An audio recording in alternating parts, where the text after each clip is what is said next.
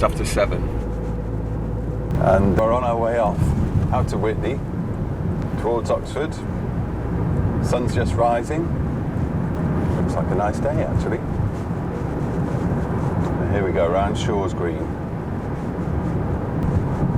See what the traffic's like today.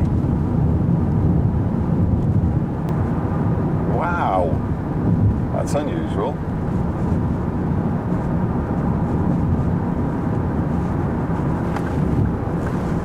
Free flowing. I knew we were coming.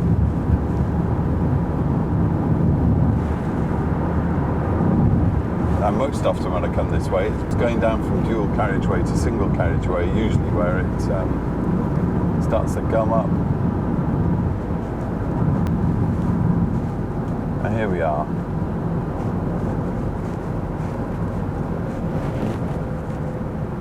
Just under a mile outside Witney, join the queues to Oxford.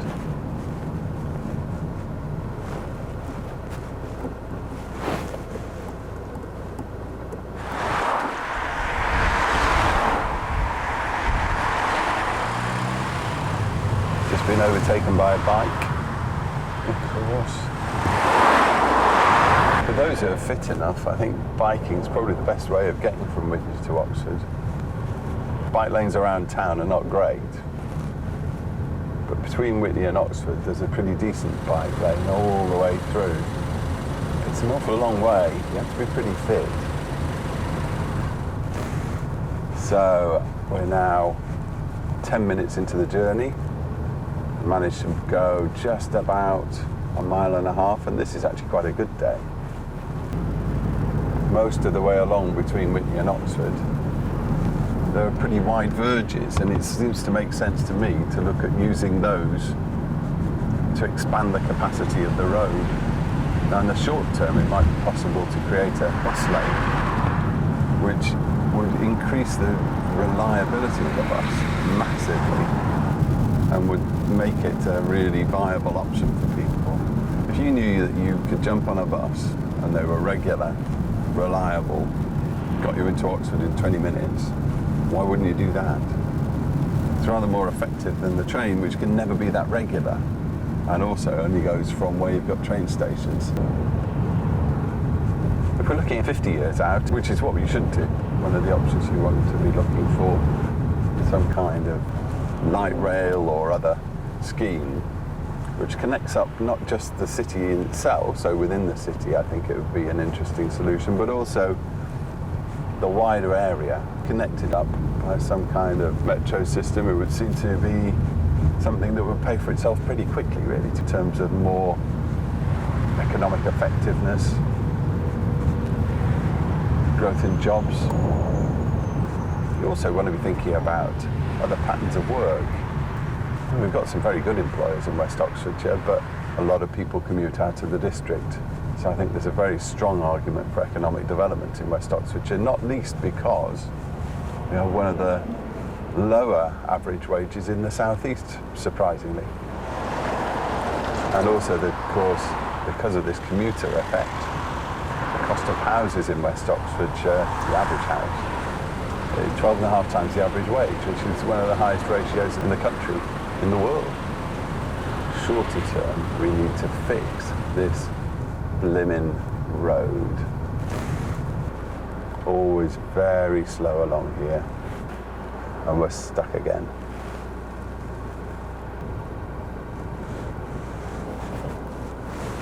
You can see the traffic coming towards Witney. It's pretty free flowing, really. It's busy, but it's not jammed up. It's completely the opposite in the evening, of course. I will also be looking for ways to make that commuting time more productive or more rewarding, and not just another 2 or 3 hours a day out of the family home and away from the people we love and the life we want to lead. So, here we come to Ensham. Usually this is the worst part, but it seems to be freed up today. How strange. There's more housing coming in Witney and Carterton over the next few years. And the best guess at the moment, from those who've been doing traffic modelling at the county council, for instance, is that any of the measures that they're talking about at the moment will not significantly alleviate the current traffic, never mind the extra few thousand that will come on stream because of the new housing that's being built.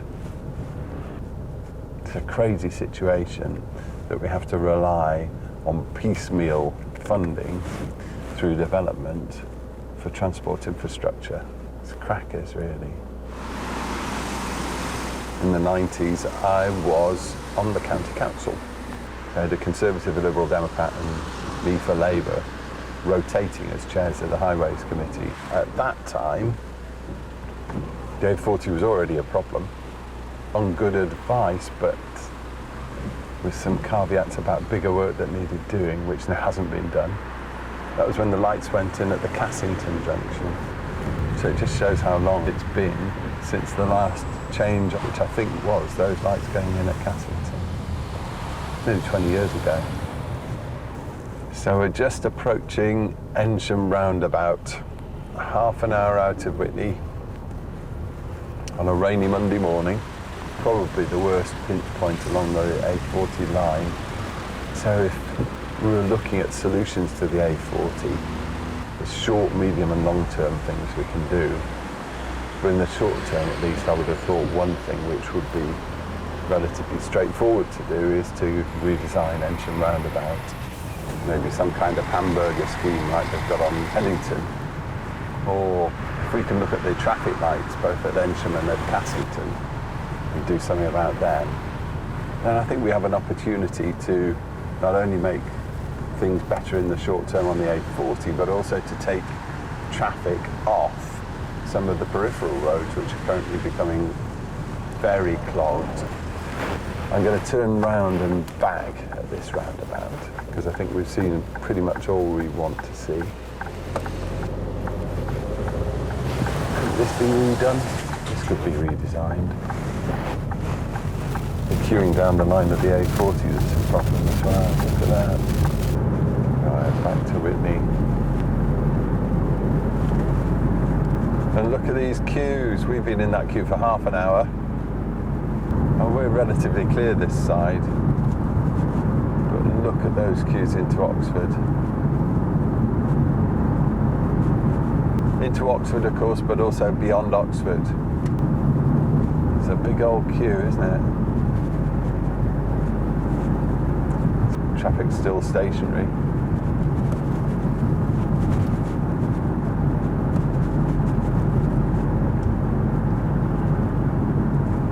Still going past traffic here. The buses get stuck in the traffic as along with everybody else. That's part of the problem. If those buses were free flowing, it would take an awful lot of people out of their cars if they're going to Oxford Centre. So there you go, 3 miles of stationary traffic pretty much. And are we getting into the end of the queue here?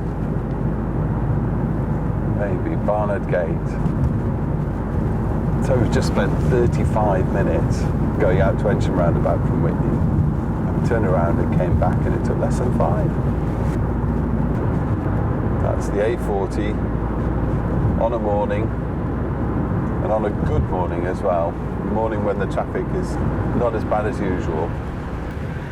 What people don't realise, I think, people in power, people who don't use it every day, people who maybe live in Westminster, is that it's not just about inconvenience. It's a problem for working people, but they just have to put up with it. It affects people's lives. It's a serious stress on family lives for people who live in West Oxfordshire. And we've got to do something about it. We've got to do something about it.